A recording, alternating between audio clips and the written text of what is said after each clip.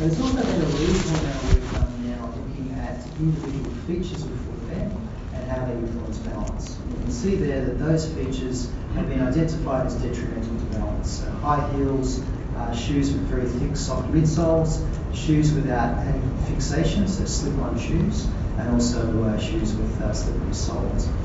And then when we look at literature that's followed luck falls to document who falls and who doesn't, we get similar sorts of factors coming through in the literature, although it is a little bit harder to pinpoint that with a prospective study. So based on all these previous investigations, we now have a pretty good idea as to what features are beneficial for older people at risk of falling. And that figure there is what you'll see in a lot of falls prevention guidelines. Now the only problem is that there's hardly any shoes that are commercially available that include each of those apparently beneficial features. So the idea behind this project was to develop a prototype shoe which encompasses the features that we know are beneficial to balance in older people. To evaluate balanceability and gait patterns in this prototype shoe, and then thirdly and importantly to work out whether people actually like the shoe, because there's no point developing a shoe if people can't wear it. So what we did was we developed a shoe which is based on an existing Dr. Comfort model. It's got a fairly firm sole, Shrey 55, 18mm thick under the forefoot and about 25mm under the heel.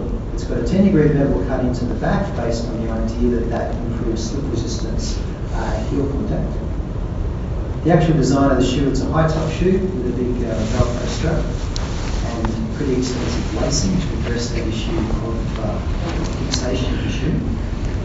And it looks a little bit like this. So this is the actual Dr. Comfort shoe. And we've modified it from that basic structure by changing the sole as well.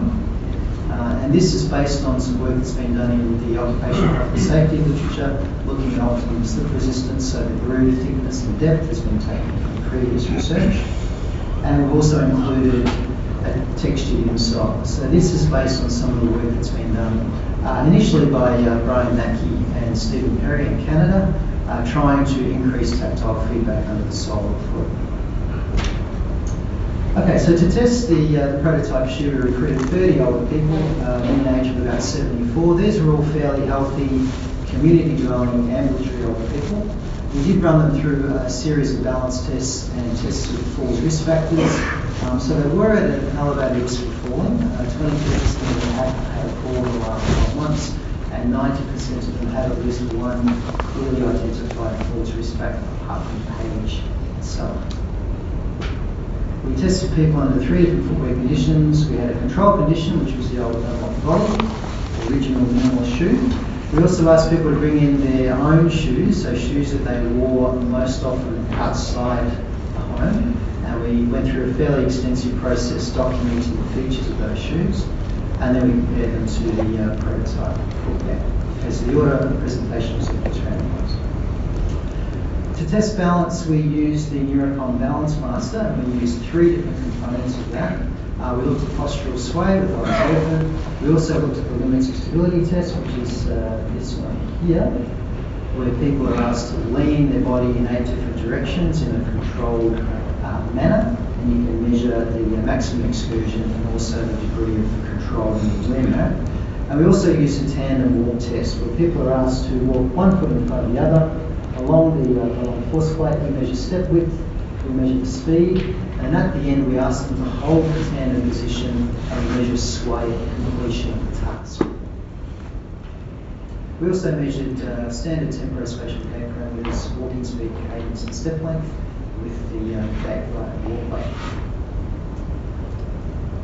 After we did all that, we sat them down and we asked them to tell us what they thought of the shoes using a structured questionnaire called the Monitor Orthopedic Shoes Questionnaire, which asks things about attractiveness, fit, comfort, weight, that sort of thing. We also asked them a very specific question. We said, okay, if this shoe was found to be beneficial for balance, would you actually consider wearing it? Okay, statistical analysis is pretty straightforward. Nothing particularly exotic here, just repeated measures analysis of variance with one-time adjusted post-op tests. We also looked at effect size using meter squared, so anything in the order of 1.14 is considered a large effect size. and to look at differences in perceptions between their own shoes and the prototype shoes we use to test. Okay, so what do we find? So this table basically summarises all the results. So first of all, for postural sway, you can see there's really no difference between the mean values for postural sway in degrees per second across the 3 different footwear conditions. Similarly, there was no difference across the conditions for the units stability test when looking at maximum excursion or direction control. Where we did see differences though was in the tandem walk test, and specifically we noted that there was a significant reduction in step width in the prototype shoe, highly significant with a large effect size, and also the sway at the completion of the tandem walk test was reduced in the prototype shoe compared to the other 2 footwear conditions. And finally, the temporal-spatial gait parameters, no difference between groups. Okay, when we asked people what they thought of the shoes, you can see there, overall they preferred their own shoes, which wasn't really surprising. But overall I think that the prototype shoe performed reasonably well. Where it scored badly or less than what we would like is, of course, in terms of attractiveness, the aesthetics of the shoe. But that doesn't really worry us too much because we can do a fair bit about fixing that without changing the function of the shoe. And then finally, when we asked people, would you actually consider wearing this shoe to reduce the risk of falling? 60% said yes, they would consider that. 10% said no, and 30% said maybe. And then when we asked the people who said no or maybe, the main reason was concern about appearance. Okay, but it wasn't so much the high heel collar that was the problem, it was simply things like colour and the design of the laces, which, as I said before, can be pretty easily addressed. So just to sum up, the key findings here, we didn't find any differences in standing sway, limits of stability, or temporal-spatial gait parameters as walking at self-selected speed. We did find though that the prototype footwear seemed to improve stability as evidenced by the reduction in step width during the tandem walk test, and also the reduction in sway at completion of the task. And overall, I'd say the perceptions of the footwear were pretty good, with the possible exception of aesthetics. Now this study is just the first step in an ongoing process. This is the first little preliminary observations that we've made. So there's a number of limitations. We only tested women. We had a very brief period of acclimatisation. So this was a shoe that was really just an immediate effect. They got to wear them for about 10 minutes before we tested them, so the shoes were new for everybody. And also participants' own footwear was actually pretty good. A lot of these participants were drawn from a podiatry clinic, so they've probably been told over the years to select appropriate shoes. So there wasn't a lot of room for improvement.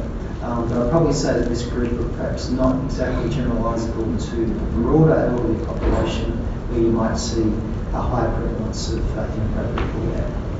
And then finally, our test battery didn't include any tests that really teased out the benefits of the non-slip sole, and we didn't use things like irregular surfaces, which we're planning on doing in the future.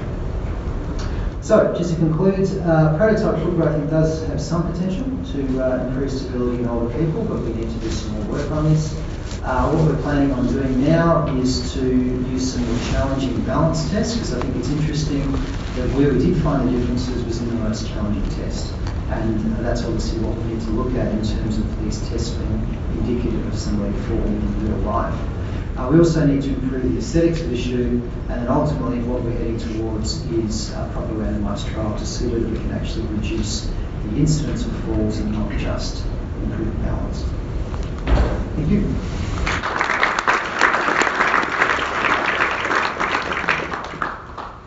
Thank you very much for your presentation, and this is now open for questions. Thanks, Hilton. Lovely presentation as always. How heavy is the prototype shoe? They're not too bad actually. They're across the entire size range. I think they're about between 300 and 350 grams. Yeah, so they look bulky, but they're not that heavy. And was the testing done over summer or winter? It was done over winter. Do you think, obviously here in Australia, do you think that may influence their choice? Yeah, absolutely. It was done in winter in Melbourne. So, yeah, obviously the transferability of that acceptance of the shoes up further north in summer is a tricky question. Yeah. Thanks, Health and Joanne. My concern more was with the actual closure mechanism, because you obviously have the Velcro, which is handy, but they're quite complex lacing. And one of the things we've found with the work is the problems of donning and doffing, getting these things on and off. Being a relatively bulky shoe, I'm just wondering about how easy is this? What have you done to make that easier? Yeah, they're not too bad really. I know it looks complicated. They're essentially like a hiking boot sort of design.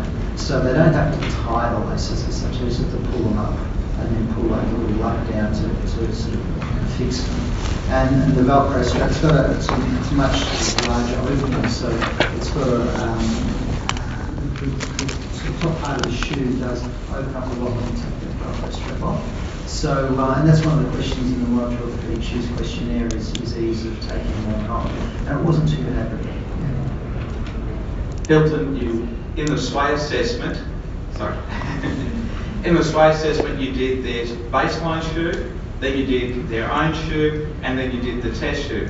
Did that at all change their ability in the sway test, that they had the two practice runs before they got to the final sway assessment? No, the order of presentation was randomised. Yeah, so to deal with that issue about sort of situation and also with those balance tests, there's a fairly strong link effect as well. Yeah, thank you.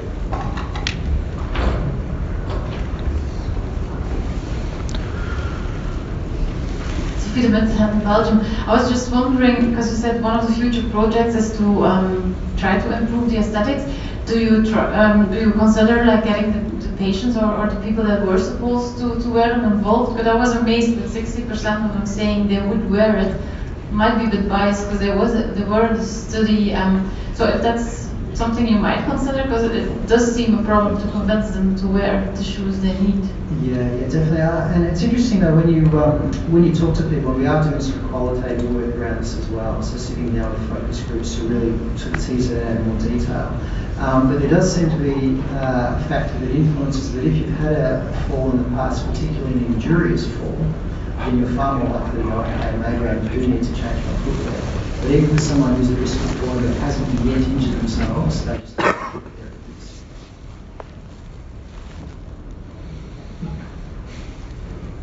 Good. Any other questions? Thank you very much.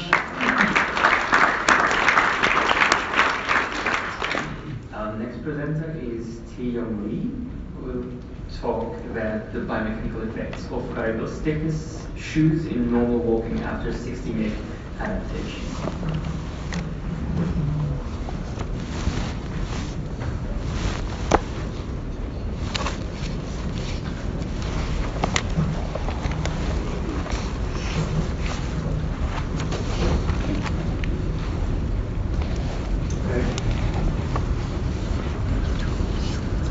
Good afternoon, everyone. I'm Henry from University. The title of my talk today is the biomechanical effect of the variable stiffness shoes in normal walking after 6 minutes adaptation. I'm doing presentation on behalf of my research group and my postdoctoral fellow, Jijin Kyo, who couldn't make it for the preparation for marriage. As we know, the osteoarthritis causes the pain and reduced range of motion. Almost 50% of the population, age over 75 years, got affected with this arthritis OA. And the injuries and acute impairment increase the joint vulnerabilities and the chance of knee OA. And generally escalate at a higher risk of the knee OA. Usually, knee osteoarthritis happens with medial condyle and misalignment of the knee condyle, as you can see here. About 4 to 6% of this alignment, especially in the valgus, can result in the increment of the moment arm, which results in the increase of the axonal reduction moment. And also leads to the increase in the compressive forces in the medial condyle, which definitely has a clinical relevance to the onset progression of the knee OA. But that requires KAM, the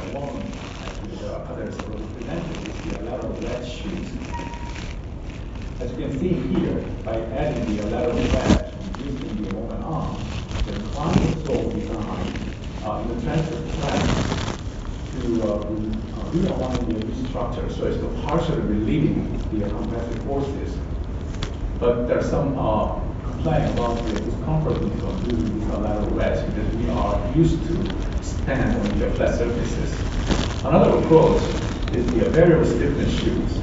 You can see that it's stiffer on the lateral midsole. If you normalize on the medial side with the one, and it's about 60% higher. I know there's another shoe which has the opposite, the variable stiffness. Our previous study in our lab shows that this kind of variable stiffness shoes can reduce the external adduction moment in various physical activities. But the conclusion was based on the immediate effect. There was no consideration of the adaptation time. The rationale of this variable stiffness shoe is on here. As you can see that this VSS causes the medial shift of the external pressure, as well as the reduced medial lateral ground reaction forces, resulting in the reduced lever arm. However, this reduced lever arm explains only 50% of variance in changing the lever arm, which suggests that the dynamic adaptation for body can also influence this reduced lever arm, which can lead to the reduced EKM. Over time, the body may alter the lower extremity configurations and walking characteristics to actively adapt to the conditions encountered. Adaptation of footwear on the repetitive impact encountered during walking are believed to be modified by the footwear use, and biomechanical changes may be accurate adaptation that compensate for the passive effect, which is change of footwear. This compensation strategy may be different at the moment of the change, that the body may slowly model itself to better adapt to the external changes induced.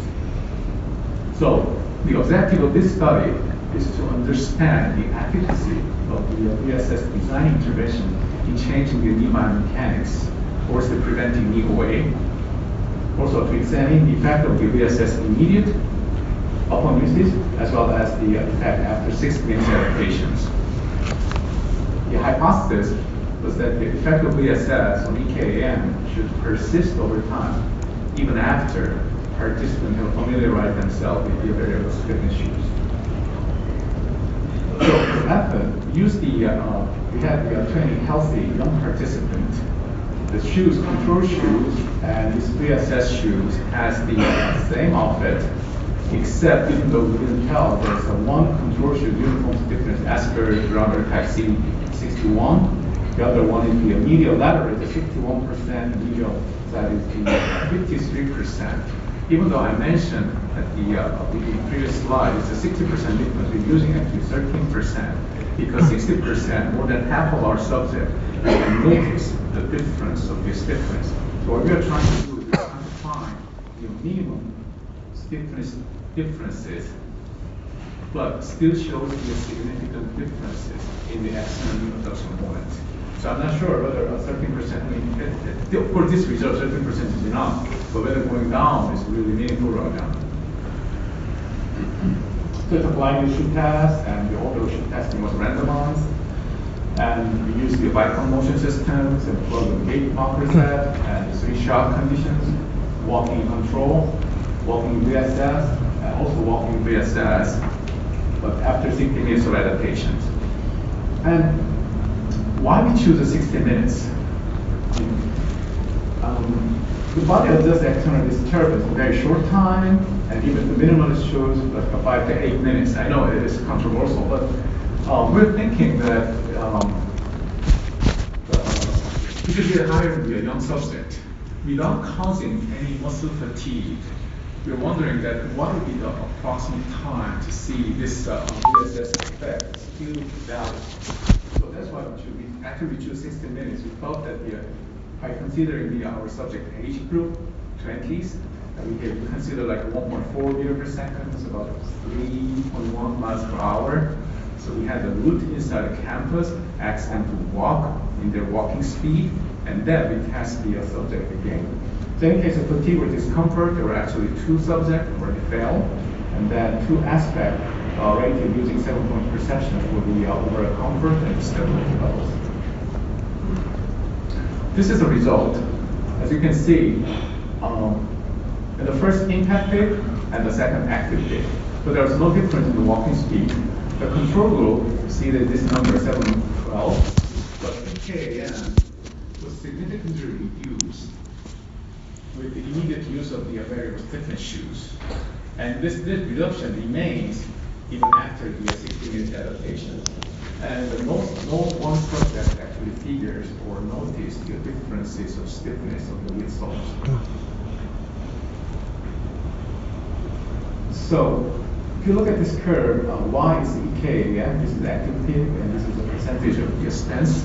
This is impact, active, and as you can see, the maximum external reduction moment usually found in the first hit is a relatively camera joint is correctly conducted. The medial compartment is maximally compressed. So that's where we found the differences. Here, the dotted is the control group. Solid black is the 3SS immediate. Solid blue is the 3SS after 60 minutes. So if you look at the immediate effect, there was about 8.4% reduction in the external reconduction moment. So this was in accordance with the previous other study showing that the 3.5 to 7% in OA subject, or about 5 to 7% in the healthy subject. So this is immediate effect between control and the DSS. The time effect, you can see that the lowering EKM persists after 60 minutes, even though the difference is a little bit smaller from 8.4 to 7.7. It still shows the difference that you can see here. It's just EKM upon immediate usage, not just the temporary. But this actually, the differences is actually sustainable, saying that there's no significant difference between immediate and after 60 minutes. So no change, according to Hardin, no change in the knee joint in the study and adaptation during running due to the effect of running durations. So this is the clinical message. We actually confirmed the positive influence of the FSS in reduction of EKM, which seems to be closely associated with the onset of progression in the OA. And this effect, this reduction of the EKM, is functionally consistent. What we are doing now, the interesting thing is that we are testing this concept for all the OA subjects, 60s. We had over 40 subjects. And then we also, more than 9%, we saw the alleviating the loading across the medial compartment to the knee joint. So doctor let them use these shoes for 2 months. We divide them into 2 groups.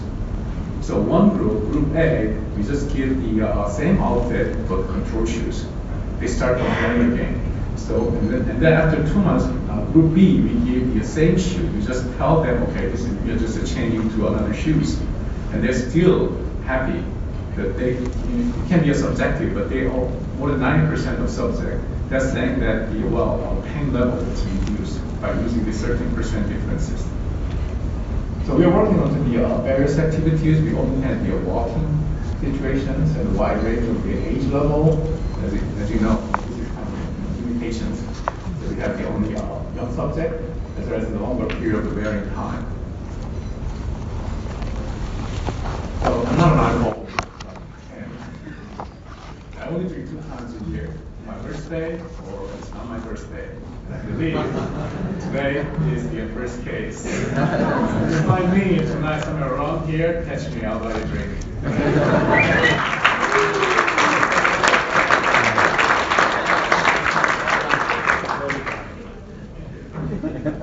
What a session. 2 persons having their birthday today. Incredible. This paper is now open for questions. Thank you very much.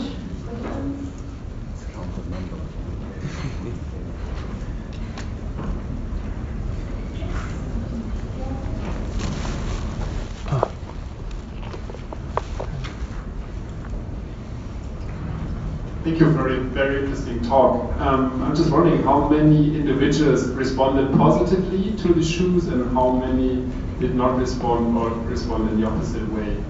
Opposite way in this young subject or elder subject you're talking? In both subjects. Well, young subject, they don't complain. They didn't really figure out whether there was a differences in shoe A, control shoe B in the VSS shoes. But elderly, we have, this is a preliminary study. It's not probably statistically significant, but the more than 90% out of 41 or 42 subjects is saying that the pain is actually reducing.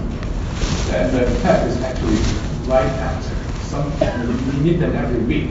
So a week after we give them shoes, and we didn't really control the time of usage every day. So we just use these black shoes, and then they think that a week later, most of them, maybe more than half, I'm not sure, but they saying that, well, somehow your pain is not as acute or as sharp as it was. That's what they're saying. And with respect to the external reduction movement, where all of the subjects showed a reduction in the peak values, or what is just... For this study, I think there was 1 or 2 outliers, but it was also included in our results. It's only 10 subjects. But we probably have to increase the number of subjects.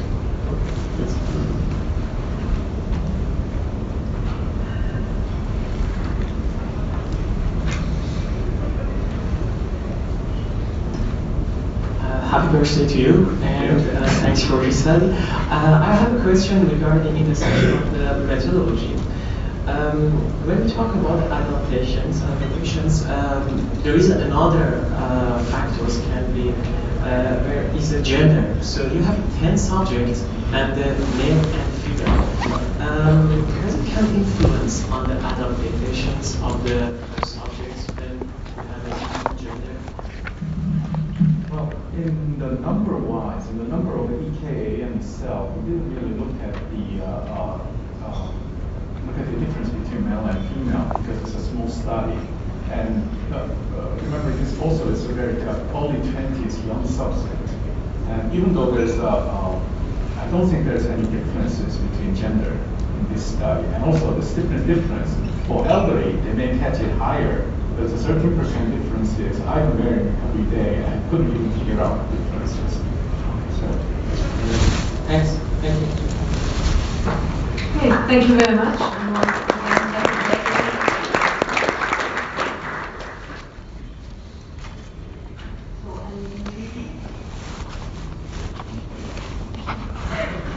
Our next speaker is Sharon Dixon, please.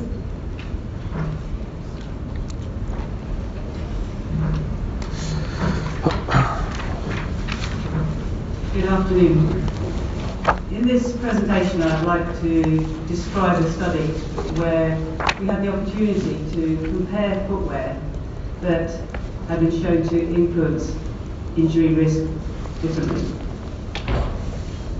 We've been working with the Royal Marines for several years now and are aware that they have what's considered to be one of the most arduous training schedules, 32 weeks in length, a progressive increase in the intensity and volume of training, and a large amount of the latter stages of training involving load carriage of up to 35 kilograms. Inevitably, what we see is a high incidence of lower extremity injury. And of particular concern has been lower limb stress fracture. These injuries are associated with long recovery times and associated costs. And so we've been asked to look at these in particular.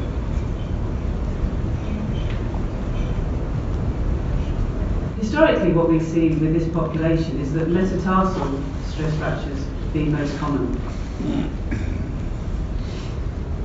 Suggestive risk factors include restricted ankle dorsiflexion and also high loading at the forefoot. With regard to this latter factor, we supported this in work with this population where we performed a prospective study, over 1,000 recruits where we tested the biomechanical measures at the start of training, monitored throughout the 32-week training program, the levels of injury. When we compared those who experienced metatarsal stress fracture with those who completed training injury-free, we found that there was a greater forefoot loading.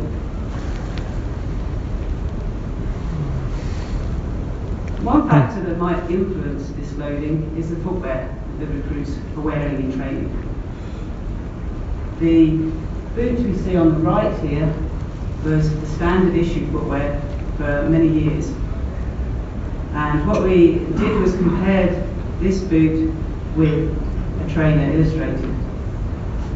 We found that compared to the trainer, the boot restricted the amount of ankle dorsiflexion and also resulted in a higher amount of loading on the forefoot. And so from this study, we can see that the characteristics of boot design may be one feature that will influence stress fracture risk. Now to date, we've not been in a position to influence the selection or the design of the boots that this population are wearing during training. But what has happened for other reasons is that the boots have been changed.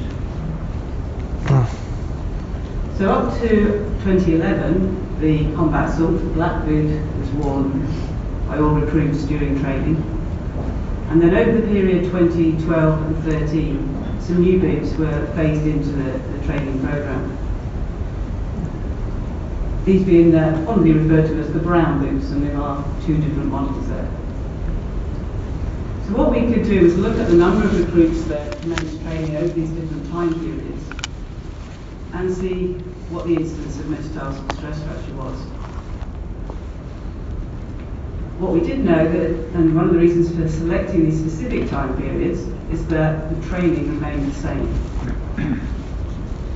So if we look at the numbers, the total number of recruits in each training period could be looked at relative to the number of stress fractures at the metatarsals to provide an absolute risk for each of the time periods, allowing us to calculate a relative risk, in this case of 0.54, indicating that recruits training in the new brown boots had 46% less risk of developing a metatarsal stress fracture. And so the aim of this study was to investigate whether differences in lower limb biomechanics can provide an explanation for the observed reduction in metatarsal stress fractures. In particular, we asked whether, compared to the old black boot design, do the new boots allow greater ankle dorsiflexion, and do they influence forefoot loading? Do they reduce forefoot loading? So we had 30 recruits participate in the study. Each of them performed 5 walking trials with 35 kilograms of total load, and also 5 trials of running without load. And these were both performed with the 3 footwear conditions assigned in a randomised order. We collected in-shoe pressure data, particular focus on the forefoot loading, kinematic data looking at the ankle dorsiflexion, and then because of suggestions and associations between these variables and low limb injury, we also looked at the rate of loading of ground reaction force and the peak ankle plantar flexor moment. So if we look first of all at the forefoot loading, we see that one of the boot models, one of the new boots, boot C, reduced the loading at the forefoot compared with the old boot. During running, we see both of the new boots reducing that forefoot load. The peak ankle dorsiflexion was found to be unchanged across the footwear conditions for both the loaded walking and running. For peak rate of loading of ground reaction force, we saw that one of the new boots, boot C, resulted in an increase in peak rate of loading during the loaded walking condition, but during running no differences between the boots. And for the peak ankle plantar flex moment, we found no differences between the different boot conditions. So in response to the questions originally posed, compared with the old boot design, the new boots, what we asked were the new boots resulted or allowed greater ankle dorsiflexion. We found no evidence to support that. But we did see that both boots reduced loading at the forefoot. In addition, compared to the old black boot, we found that the boot C increased the rate of loading, and no differences were seen in the peak ankle plantar flexor loading. And so, based on evidence from Tony Arndt and colleagues that a reduction in pressure under the forefoot area is associated with a change in strain in the metatarsals, we suggest that the move from black boot to boot models here has resulted in a reduction in metatarsal strain, providing a plausible explanation for the observed reduction in metatarsal stress fracture. The question remains as to what design features of these boots differed. So if we consider the mechanism or the boot characteristic that may be most influential, two things that are likely to influence forefoot loading are the material of the forefoot midsole, the level of cushioning, and also the longitudinal bending stiffness of the forefoot of the boot. And so we looked at obtaining information on these measures. The extra research in the US by Ned Frederick performed the testing for us on the boots, looking first of all at the impact attenuation of the heel and the forefoot, and we see greater peak G values in both areas, suggesting that the new boots actually have less cushioning in the forefoot. So this doesn't provide an explanation for the reduction in pressure. When we look at the longitudinal bending stiffness, for both of the new boots, B and C, we see these are demonstrated to have greater longitudinal stiffness than the old boots. And so in summarising these results, we found that the new boots have greater longitudinal bending stiffness. And thus the suggested mechanism for the observed change in injury pattern is that the boots provide with greater resistance to bending, resulting in lower localised pressure on the forefoot and reduced metatarsal strain. In addition, we did see this greater loading rate from one of the new boots, suggesting there may be some possible implication with regard to increased risk of other injuries that should be borne in mind. And so, in conclusion, we suggest that the evaluation and development of boots for military populations should have a focus on this longitudinal bending stiffness of the boot. However, it also seems important to consider the amount of heel cushioning being provided. And finally, we recommend that for any footwear changes, we have an ongoing monitoring of injury distribution in the population. I'd like to end with a view from the Royal Marines Training Centre, our temporary lab, and also to acknowledge all of the Royal Marines staff involved with the study, Ned Frederick for performing the mechanical testing, and Matthew Ellison for performing some of the extended data analysis for this work. I'd like to thank you for your attention.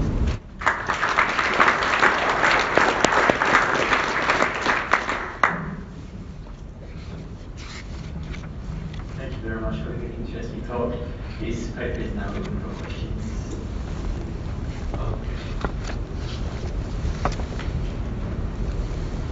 That was a wonderful paper. I was interested in the distribution of stress fractures. Were they more medial or more lateral? Or were they evenly distributed across any Unusually, I think for this population, actually, the third metatarsal is the most prominent.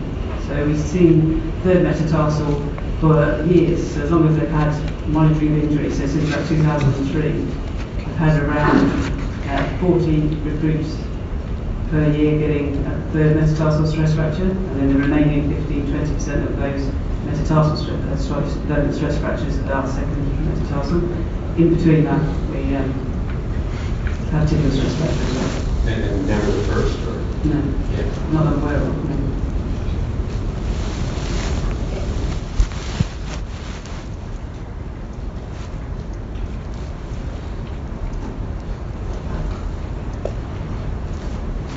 Brent Edwards, Calgary.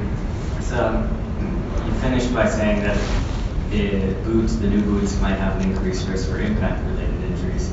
I'm just wondering if you looked at the distribution of tibial stress fractures and what's happened since the boot. Yep, no, it is very complex. It's very easy to make it sound very straightforward. The training stayed the same. Metatarsal stress fractures have gone down. I agree it's important to look at the whole distribution of stress fracture. What we have found is subsequent to this study, we were told that the training shoes, the trainers that they wear in the first few weeks of training are starting to change, which is complicating matters ongoing.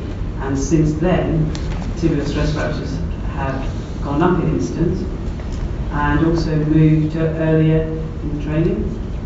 So I guess the first answer is with regards to the boots, where the third metatarsal stress fractures peak in week 26 when the load carriage and volume of training is particularly high.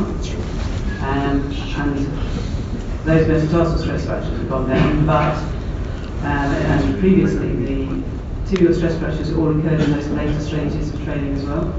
So I think I'm confident in the comparison here, but so I don't think, I guess the main answer is I don't think the change in boot, so the increase for that boot design, seems to have increased tibial stress fracture.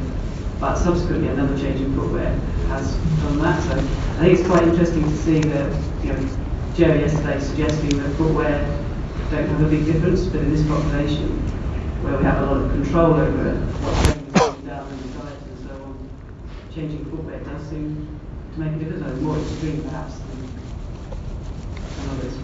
So it's kind of yes and no. I don't think it's complete, but yes, hey, Gabriel Group. Sharing the question, when you cut away the upper material from the shoes and then you do the flex, how much do you think does that affect the whole flexibility of the foot? Because it's quite scary, right, the material of these kind of shoes. Yeah, I totally agree. This is the question I had for Ned when I saw how the testing was done. He's gone off to Grumbling to the wildlife park, so he won't answer. But what we have done as well, because I was concerned about that in terms of interpreting the results and also looking at biomechanically whether there's any bending in the forefoot that we can detect differently when running and walking. And obviously you're wearing the whole boot.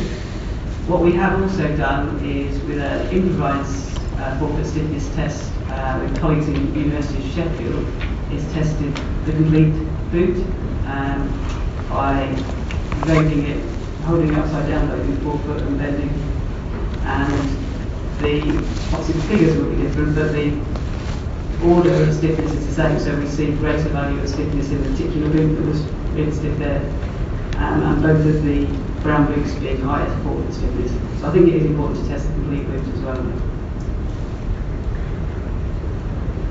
Thank you very much.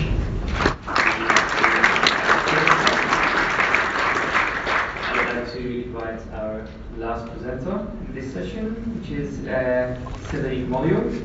He's going to talk about the role of the free moment on the perception of the rotational friction.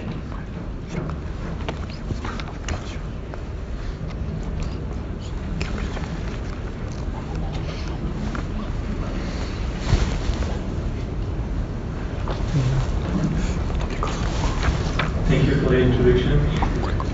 This morning we have a nice poster presentation on the role and interpretation of free movement in running. I'm going to talk about other aspects and possible use of this parameter in a rotational friction.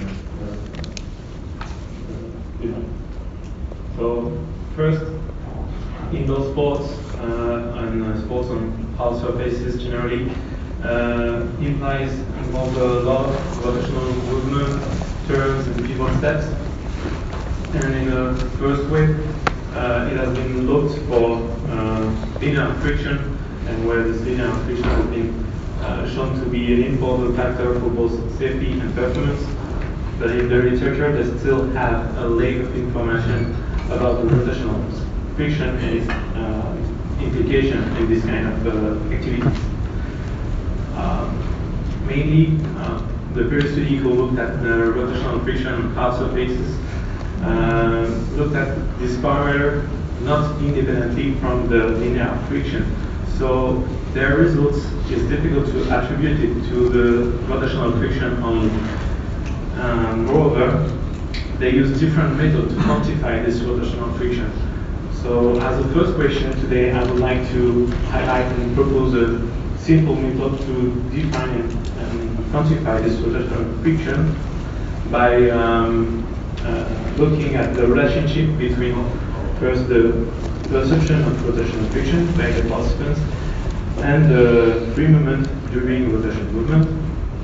And second step, use that to identify and propose simple key variables which could be associated with this rotational friction.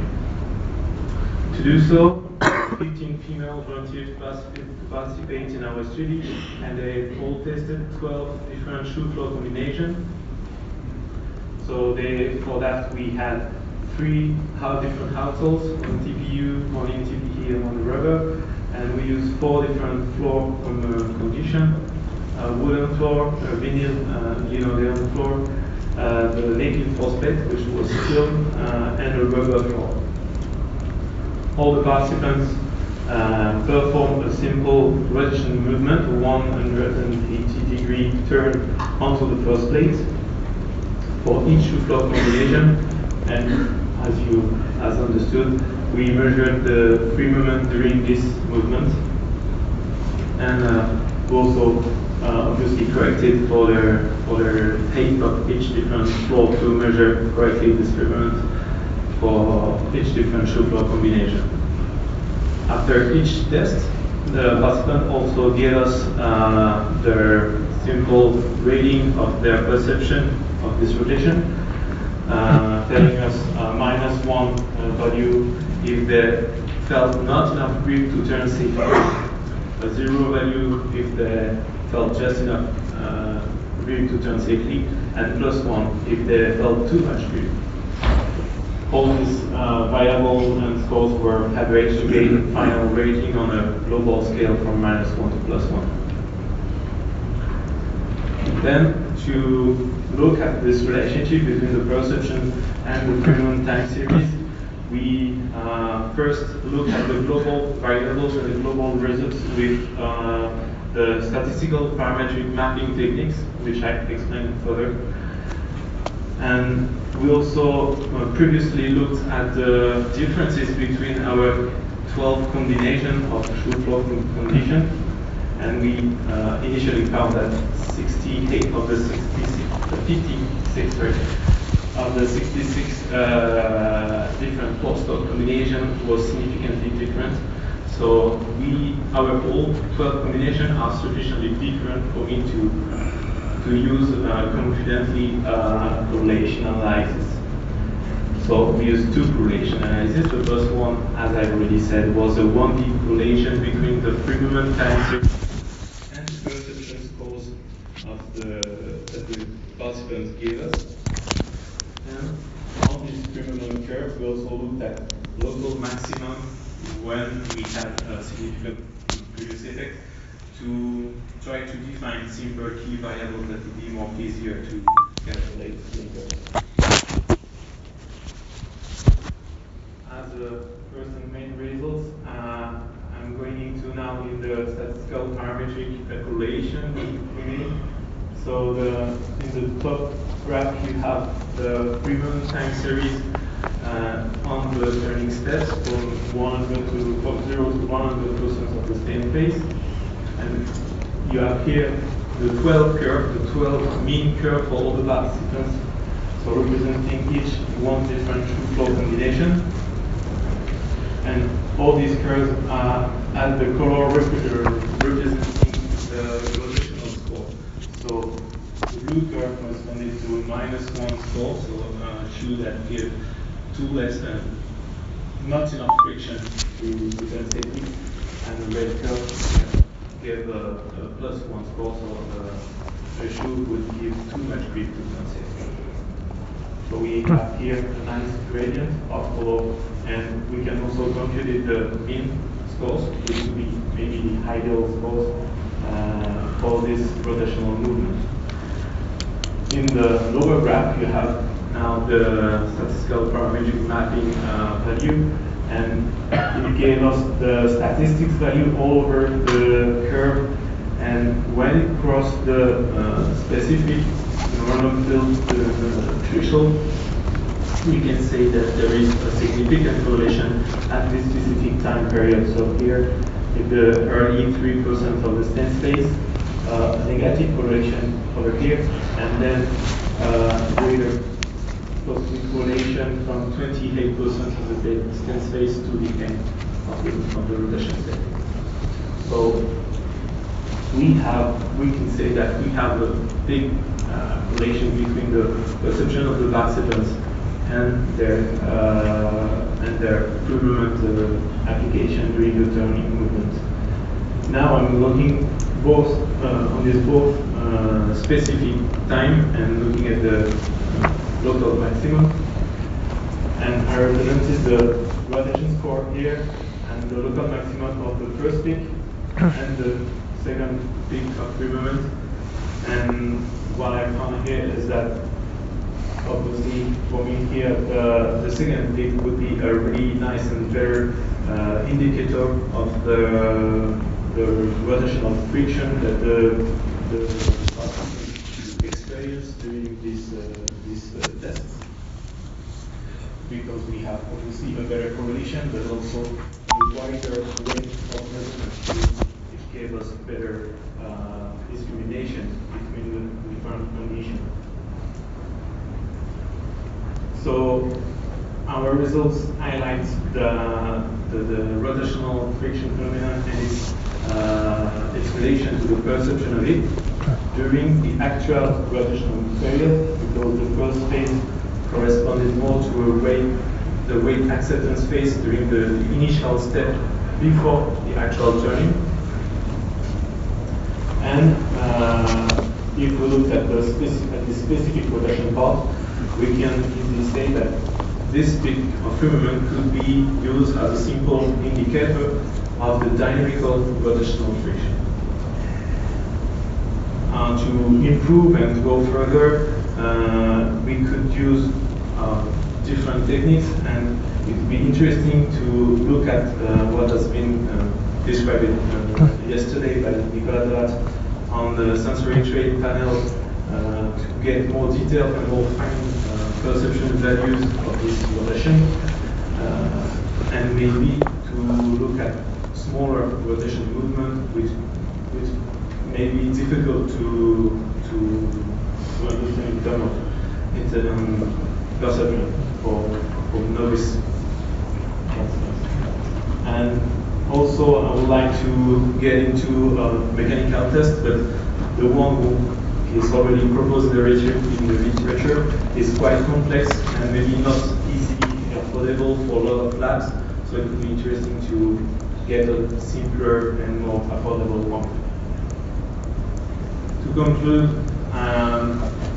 I found this strong relationship between the perception and the free movement during a rotation movement, and the free movement maximum during the actual rotation phase could be a good mean to quantify this rotational friction for future studies. And in this future studies, I would like to investigate the smaller movements and try to confirm the sensitivity of this specific variable, and then also to try to investigate it independently of the linear friction, to look at its implication on the joint loading during specific movement on hard surfaces. Thank you very much.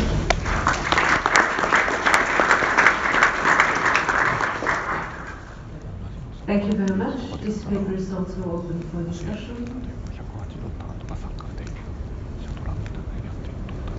Oh, I have one question. So you told us that there were, if I remember well, 56 of the 66 differences that were, of the 56 differences that were significant. But could you give us some more information about that? So how were the shoes linked to the floor, or what would the best shoe be in relationship with the ground on which the person had to play sports? So you wanted to say if there is a preferable shoe for. The study was not really designed for that, but there is some better combination, obviously. And the better combination was always the crossing between a non-sleepy surface and a sleepy shoe, or the inverse, the sleepy surface with a rubber shoe, for example.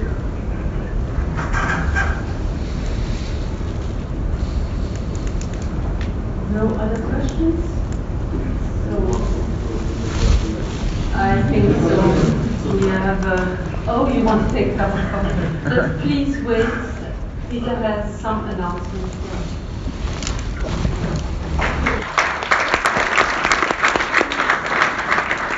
Just one announcement. I won't keep you any longer. Keep you away from coffee. Just that the students who are participating in the ISD tutorials on Sunday morning, there's a sign-up sheet for the shuttle bus which will leave here at 8:15.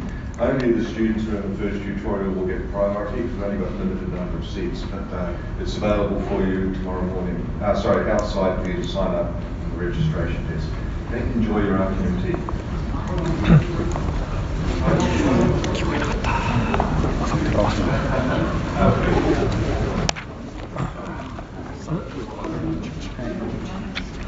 みんなその時間ですかね。何時？そうか、8時遅いですよね。7時ですかね。7時ぐらいで8時過ぎぐらいか、空港。一応1時間かかって、まあ息は混んでたからですね。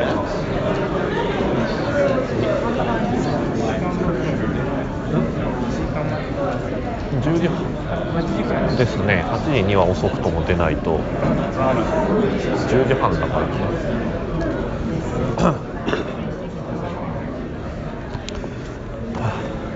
誕生日の先生に話してもらう。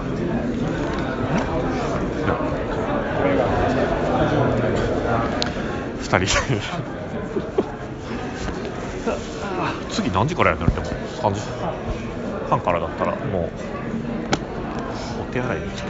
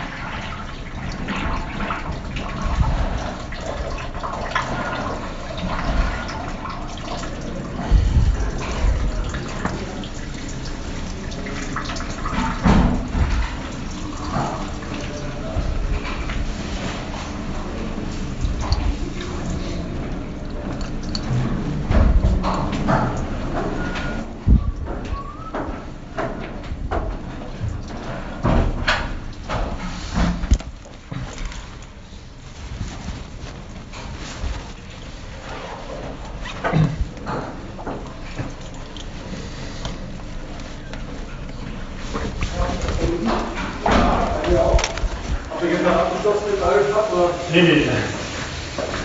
Genau, holst du einen Halbelter raus. Ja, genau. Das ist Physik hier.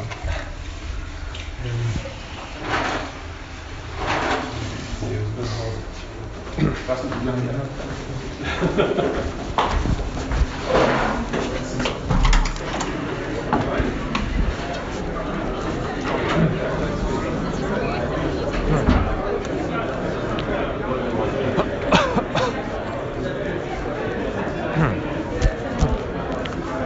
今日夜どうしようほんまにサリーさんに声かけてくださにするか、研究者の集い的なものはどうする？なんかあるって言ってたやんか。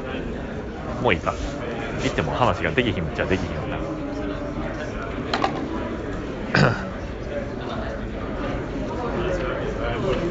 そのさっき話盛り上がってた人とは明日話すの？まあ明日の最後のどっかでパーティーがあります。ああ、そっか、そうやな。うん。どうしようか、荷物出せ持ってきて。テオ先生だったっけ？よいしょ。どの人かが顔を覚えてないんだよな、誕生日の選手。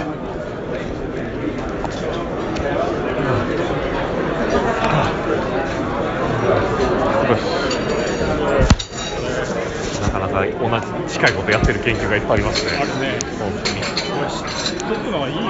はい。てか知っとかないと逆に